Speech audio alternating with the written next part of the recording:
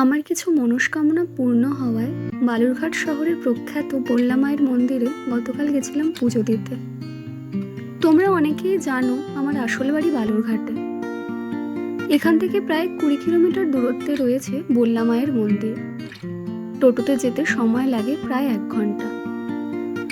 প্রতি বছর রাস পূর্ণিমার পরের শুক্রবার মায়ের বাৎসরিক পুজো অনুষ্ঠিত হয়, যাকে কেন্দ্র করে প্রায় 3 দিনের একটা মেলা বসে।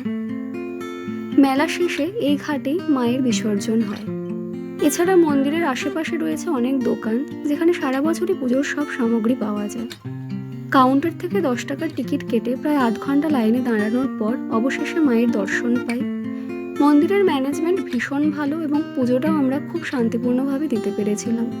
এই মুহূর্তে দাঁড়িয়ে একটাই প্রার্থনা করি, মায়ের আশীর্বাদে যেন দুষ্টের দমন ও শিষ্টের পালন হয় এবং সমাজে সুবিচার ফিরে আসে।